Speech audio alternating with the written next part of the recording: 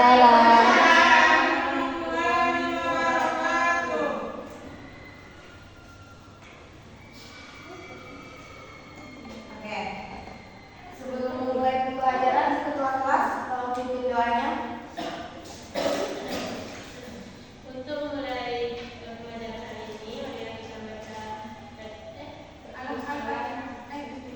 Yasin.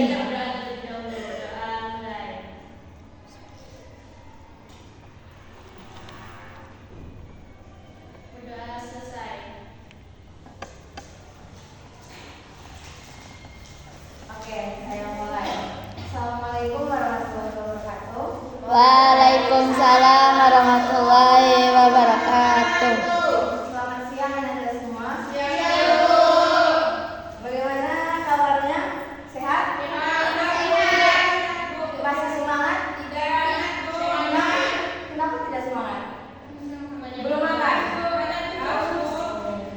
Ya, udah mau kesini. Sudah siap untuk menerima pembelajaran? Nah, untuk bahannya udah dikirimkan ya di grup WhatsApp-nya. Boleh ditengok. Nah, jadi hari ini tuh kita akan belajar tentang sistem komputer. Ada yang tahu sistem komputer? Tahu? Tidak, Bu. Enggak, Bu. Nah, belum pada tahu ya? Belum.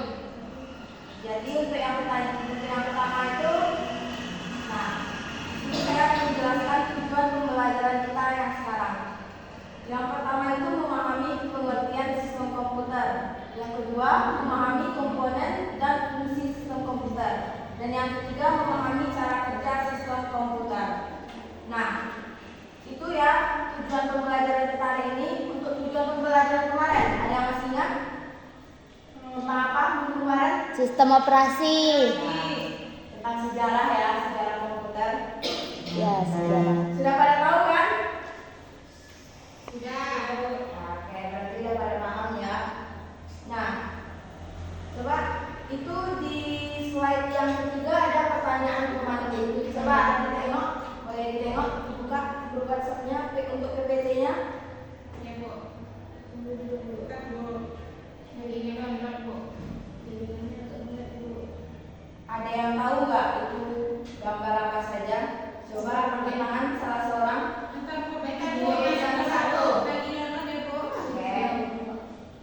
Bisa dipakai untuk reviewing.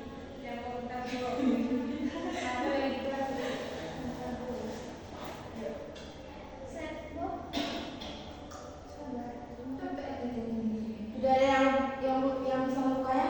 Coba slide ketiga. Di slide berapa? Ketiga. Enggak. Yang pertama ada gambar keyboard itu. Ya. Yang kedua ada gambar mouse. Yang ketiga ada gambar CPU. Ya, RAM CPU. Oke. Yang terakhir ada gambar monitor atau fokus. Ya, bagus sekali ya. Jadi itu nama-nama yang mendukung sistem komputer. Jadi ini nanti saya jelaskan ya. Misalnya keyboardnya, nanti dia masuk alat apa? Apakah software? Apakah brand? Apakah hardware? Apakah brandware? Iya, saya lupa ya. Kita lupa absen. Saya absen dulu ya. Iya, Bu. Coba Cantika Effendi. Hadir, Bu. Dinda Nisa Yolanda. Hadir, Bu. Mutia Hali. Hadir, Bu. Meliana Putri. Hadir, Bu. Mira Santika. Hadir, Bu. Ilhami Alia. Hadir, Bu. Yang terakhir Sofira Syahrani. Hadir, Bu. Oke, pada hari semua ya. Bagus. Nah, lanjut ya. Di sini saya akan menjelaskan apa itu sistem komputer. Di sini ada yang tahu apa itu sistem komputer? Tahu, Bu. Coba Meli bacakan. Apa itu sistem komputer? Sistem komputer merupakan sekumpulan perangkat komputer yang saling berkaitan dan berinteraksi antara satu dengan yang lain untuk menjalankan sebuah proses pengumpulan data sehingga dapat menghasilkan suatu informasi yang sangat berkembang.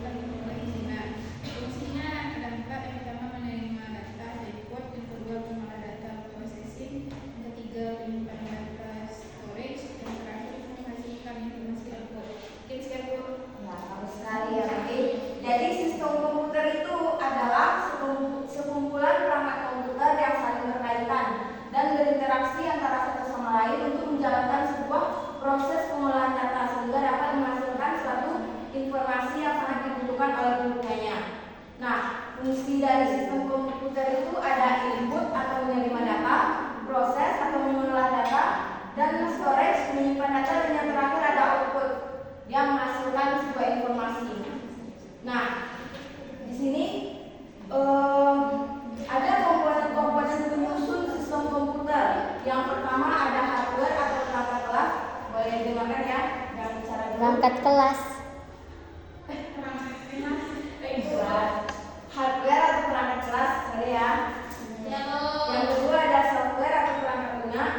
Yang terakhir ada brandware atau pengguna.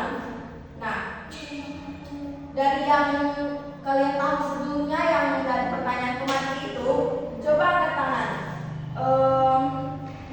Yang termasuk kepada hardware atau perangkat keras tadi apa?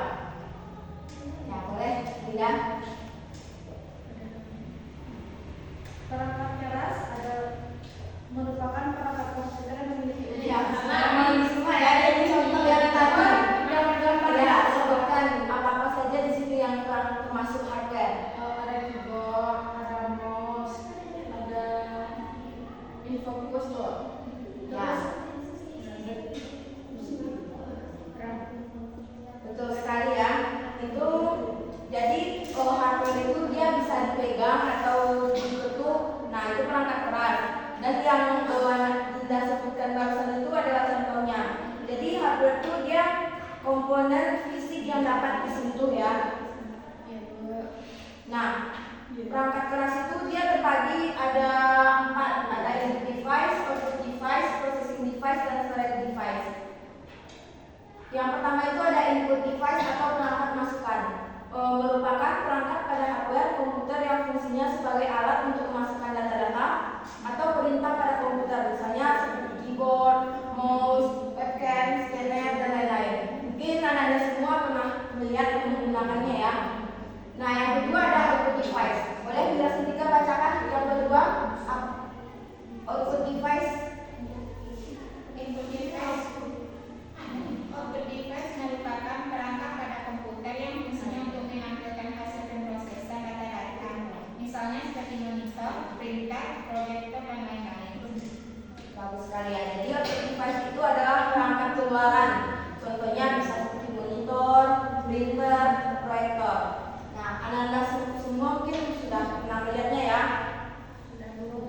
Selanjutnya ada processing device atau perangkat pemroses. Itu merupakan perangkat pada hardware komputer yang fungsinya sebagai pusat pengolahan data. Jadi dapat dikatakan perangkat ini tuh otak dari komputer, dan kita itu sering menyebutnya CPU atau Central Processing Unit. Nah, yang terakhir ada storage device. Boleh Mutihali tolong bacakan yang terakhir, storage device atau perangkat penyimpanan.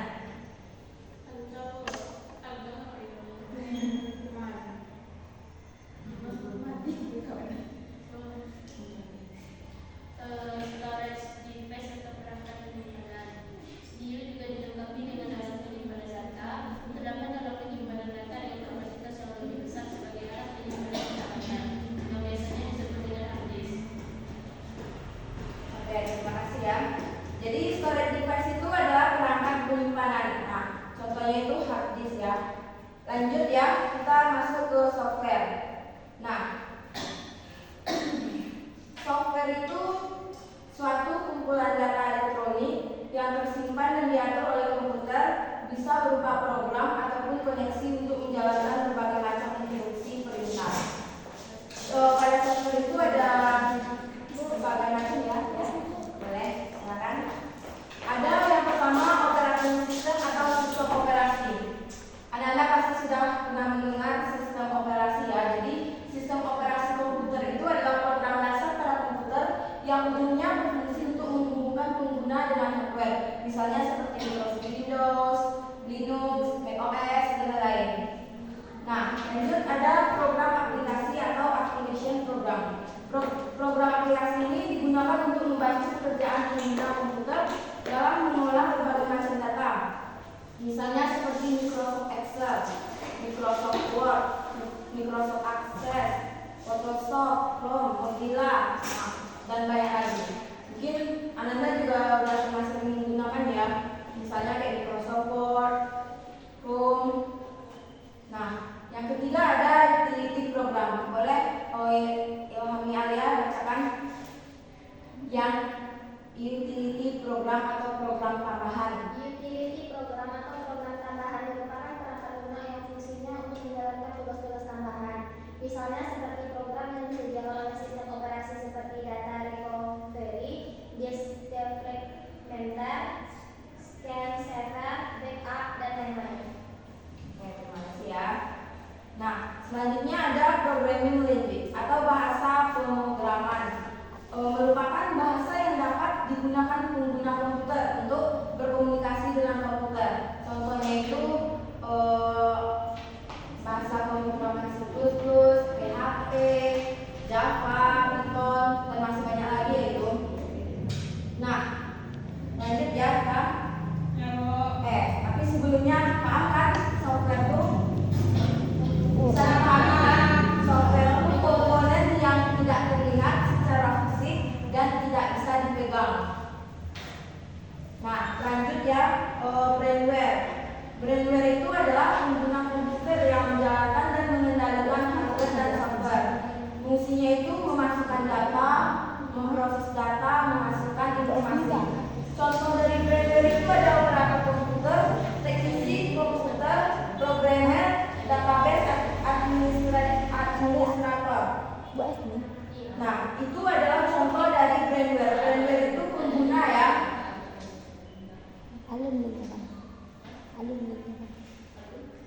Jadi dari komponen-komponen sistem komputer itu kan ada hardware, software, brainware. Dari ketiga itu ada yang ingin ditanyakan? Dari ketiga komponen itu apakah Anda ada yang ingin ditanyakan? Kalau tidak ada, saya yang bertanya. Nah, tadi kan brainware itu sudah saya jelaskan adalah orang yang menggunakan atau mengoperasikan komputer. Kalau gamers itu termasuk brainware atau tidak? Ya. Coba tunjuk tangan dan jelaskan alasannya. Kalau tahu ibu kasih gift ya. Boleh, ketika ini. Apa tadi, Bu? Gamers itu termasuk brainware atau tidak? Ya, boleh. Bentar ya, Bu. Brainware, game itu termasuk brainware atau tidak? Ya, Bu. Ya. Termasuk hardware atau tidak? Gamers itu termasuk brainware atau tidak? Misalnya seperti Just No Limit, tahu yang pemain Mobile Legends? Ya, itu termasuk brainware atau tidak? Termasuk. Dia udah jadi tangan ya. Coba kira ada jawabannya. Kan gamers itu menurut saya tidak termasuk brainware, Bu.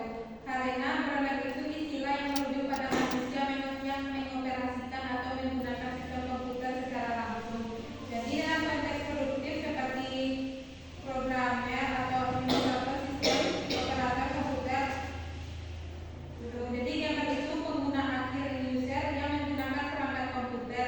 Mereka bukan bagian dari sistem komputer yang dirancang untuk menjalankan fungsi teknis. Seorang gamer juga berperan sebagai developer game. Itu, Bu. Jadi secara umum gamer tidak termasuk brainware kecuali dia jika mereka menjalankan fungsi yang berkaitan langsung dengan pengembangan atau pengelolaan sistem komputer, Bu. Jadi tidak menurut saya, Bu. Salah ya.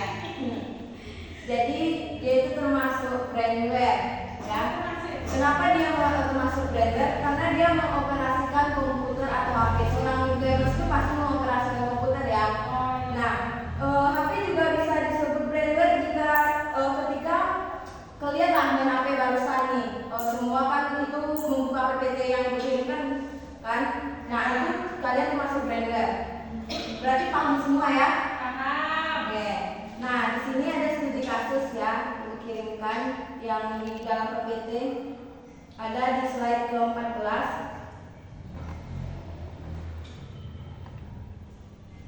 Sebelum masuk ke studi kasusnya itu mungkin yang terakhir Ibu akan menjelaskan sedikit cara kerja sistem komputer. Cara kerja sistem komputer itu yang pertama ada input. Dia memasukkan data mentah melalui perangkat input seperti keyboard. Jadi saat misalnya di Microsoft Word ya, kita ketik nama kita. Jadi dia akan diproses itu kan kita ketik menggunakan keyboard ya. Nah, nanti yang kedua ada proses. CPU mengolah data dengan fungsi perhitungan dan logika. Jadi dia akan diproses dulu di CPU, lalu dia akan ditampilkan di output. Nah, jadi output itu kegunaannya menampilkan hasil pengolahan data dalam bentuk hard copy atau software. Hard copy atau soft copy. Jadi itu nanti di outputnya di tampilan komputer kita itu akan ditampilkan. Lalu dia akan disimpan. Yang keempat ada storage, menyimpan data hasil pengolahan untuk digunakan kembali di masa depan. Jadi apa yang sudah kita ketik itu lalu diproses di CPU dan ditampilkan di alat output dan disimpan ya di storage di dalam komputer itu. Nah, paham semua? Paham Bu? Paham. Nah, lanjut ya, kita ke studi kasusnya tadi. Ya Bu. Coba buka PPT-nya di halaman di slide ke-14 itu ada studi kasus. Muhammad Farel Azmi mengalami permasalahan dengan komputernya. Tiba-tiba komputer yang dipakai Azmi loadingnya lambat. Bahkan untuk membuka software masih lambat. Nah, jika kalian mengalami hal ini, coba analisis apa yang menjadi penyebab dan bagaimana kalian mengatasinya. Sebelum itu kalian membentuk kelompok dulu ya. Di sini Ibu akan membagi kelompoknya menggunakan disiplin agar adil ya. Iya Bu.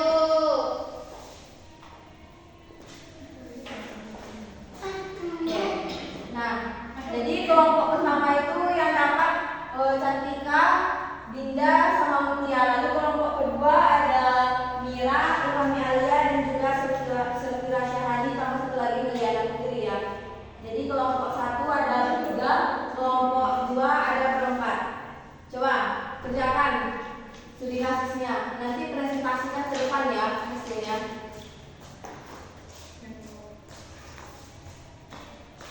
Nanti kertasnya dikumpulkan buat dalam kertas 1 lembar ya. Buat nama kelompoknya siapa yang nulis, siapa yang mempresentasikan.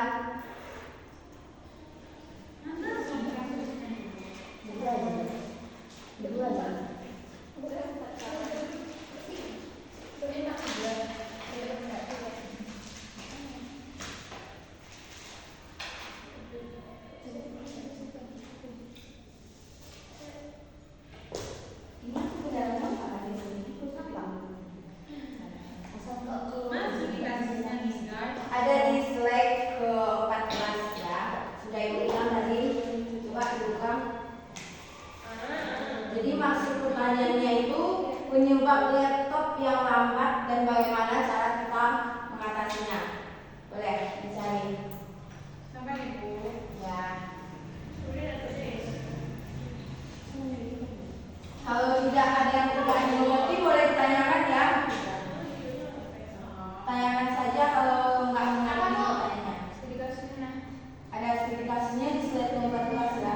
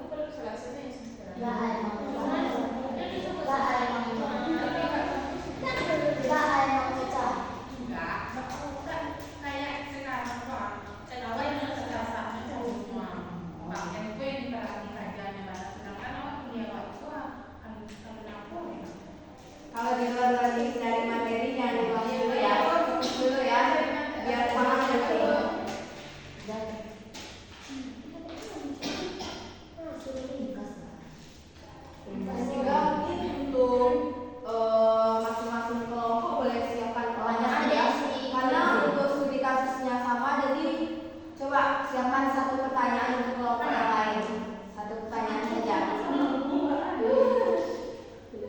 Jadi boleh kembali. Sudah main. Awak yang 8 kan awak yang lagi akan terlalu kan? Ya, main dulu kan. Berarti dia 3 nanti sebenarnya. Yang praktek lapang dia dari orang dulu kan. Awak yang sampai mana awak kata gitu? Yang guys. Pertemuan sekali. Yang ada datanya ada cuma ada. Sekarang dong. Tapi apa yang itu? Tapi dikirim ibu ke dua balai baru.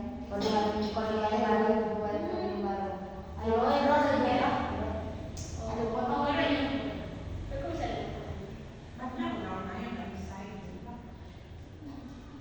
Tadi malam masakan wak koding nggak ada yang merah loh, Mas.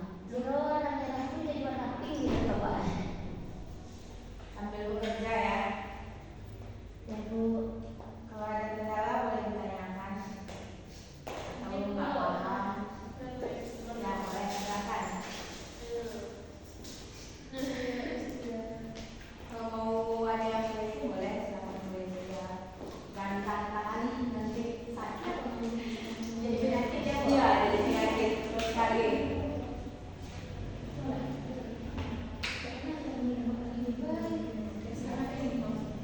Aku pengen ada. Aku anaknya pengen ada. Apa anaknya lagi pengen ada? Halo, salah. Apa masalahnya ya dengan bagaimana cara mengatasinya? Salah. Yo, temanya itu apa sih? Kami pengen asik pengen ada. Apa? Dana. Donor apa? Donor darah. Darah loh. Donasi dana. Iya. Bahkan tidak ada jawab. Kalau yang muda itu siapa? Bagaimana mau ya, Bos? Etika. Nah, saya itu cara perencas yang MPS itu cara. Oh, yang mana kita juga. Aku mau kan kalau aku udah info lagi. Yang dia jual aja. Kita masih bisa. Mungkin masih jalan. Apa ya?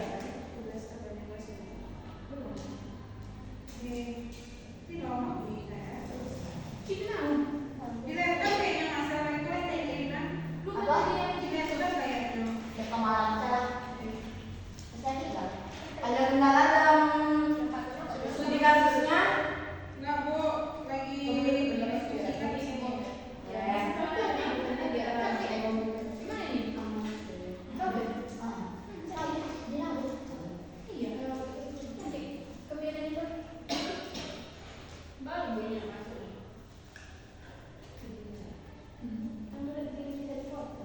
Nggak ada foto. Bagus. Bagus ya. Kalau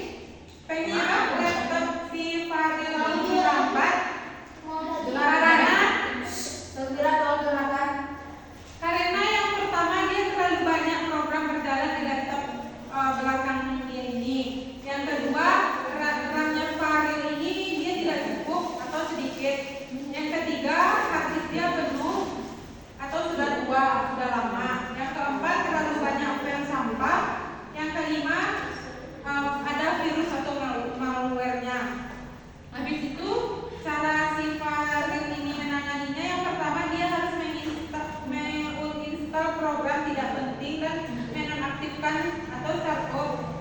Yang kedua, upgrade RAM-nya atau ganti HDD ke SSD. Yang ketiga, bersihkan keran sampah. Yang keempat, buang antivirus. Yang kelima, sistem operasinya harus diupdate. Dan yang keenam, install ulang SO-nya. Sekian. Bagus ya. Nah, yang kedua boleh ajukan pertanyaannya cukup satu saja. Dalam kandidat kelompok 2 akan membentuk pertanyaan pada kelompok 1. Ya. Apa solusi yang tepat? Ya. Jika komputer masih berjalan lambat setelah file dibersihkan dari sampah dan virus. Dibersihkan dari Sampah dan virus. Dari file sampah dan virus. Enggak ada. Apa aja sih? Din menjawab ya, Bu. Boleh, satu sekali. Jadi komputer dia masih berjalan lambat setelah file sampah dibersihkan dan virus dihapus. Yang pertama solusinya itu kita periksa dan tingkatkan kapasitas RAM. Kita tambahkan kapasitas RAM sesuai kebutuhan, misalnya dari 4 GB menjadi 8 GB. Jangan ya yang makanya tolong ya kalau nggak di luar pembahasan materi jangan didiskusikan dulu. Yang kedua, kita ganti hard disk menjadi SSD. Ini peningkatan efektif untuk mempercepat kinerja komputer. Yang ketiga, kita harus mengecek penggunaan CPU atau RAM kita. Bisa kita pencet Ctrl Shift tambah MSC untuk membuka Task Manager, lalu matikan aplikasi yang memakan banyak sumber daya. Yang keempat, kita harus update sistem operasi dan driver seperti VGA, audio, chipset, yang varian terbarunya. Yang kelima, mengaktifkan efek visual Windows. Yang keenam, terakhir, jadi kita harus mereset atau install ulang sistem operasi atau lakukan instalan ulang itu jadi ini aja. Jadi jika kita membersihkan virus dan sampah dalam membuat komputer cepat, maka solusi yang tepat yaitu kita harus mengupgrade hardware RAM atau SSD-nya. Jadi optimalkan software atau task manager dan update driver.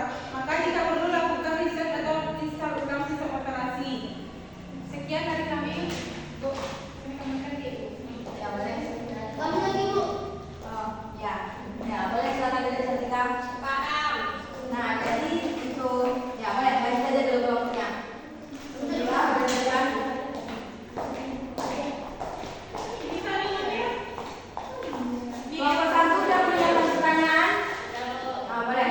Sudah langsung saja presentasikan. Baiklah, pertanyaannya adalah Muhammad Fadil Azmi mengalami komputer yang sangat lambat digunakan. Penyebabnya yang pertama itu terlalu banyak aplikasi berjalan di latar belakangnya. Lalu kapasitas RAM-nya terbatas. Lalu hard disk-nya hampir penuh atau rusak. Lalu selanjutnya terlalu banyak file sampah. Selanjutnya infeksi malware dan virus. Selanjutnya anak kelompokku. Selanjutnya sistem operasi atau software tidak terupdate. Selanjutnya overheating. Selanjutnya drivernya tidak kompatibel. Solusi penanganannya matikan aplikasi startup yang tidak diperlukan. Lalu upgrade RAM. Lalu ganti HDD ke SSD. Lalu hapus file sampah. Sekian, apakah ada yang ingin bertanya? Coba kelompok satu boleh duduk Sulfira. Sulfira belum boleh duduk coba. AI-nya tinggal. Kelompok satu boleh. Kalau berikan pertanyaannya. Nah, kepada kelompok dua kan berdasarkan studi kasus tadi, pertanyaan kami apa saja kemungkinan penyebab komputer tetap lambat meskipun sudah dibersihkan? Salah. Apa? Jika kamu menjadi asing dan setelah melakukan semua langkah pembersihan komputer dia tetap lambat. Jadi apakah tindakan terakhir yang paling tepat kamu lakukan? Coba jelaskan. Bersama yang pertanyaannya tadi. Jadi tindakan kita setelah kita sudah melakukan berbagai macam cara penanganannya, tapi masih tetap remote Apa tindakan terakhir? tindakannya? Boleh dicari dulu. Baiklah, saya akan menjawab. Izin menjawab, Bu. Ya, boleh lanjut. Baiklah, saya akan menjawab pertanyaan dari Miss Cantika. Kan si Admi itu, itu udah memperbarui komputernya, tapi komputernya tetap lambat. Jadi langkah apa yang bisa kita lakukan? Nah, langkah yang bisa kita lakukan itu tambah lagi RAM-nya. Misalnya minimal RAM-nya itu 8 untuk penggunaan standar. Nah, mungkin kita pakai aplikasinya itu yang lebih dari RAM-nya 8 lagi. Misalnya yang RAM-nya 8 masih kurang, tambah lagi sampai dia tuh bisa. Terus pakai Task Manager untuk menonaktifkan program yang nggak perlu saat dia lagi booting. Terus gunakan tools seperti disk cleanup atau CCleaner.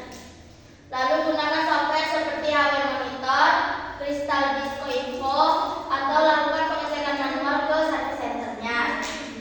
Lalu bukan hanya diupdate, tapi hapus dan install ulang isi komputer itu dari awal.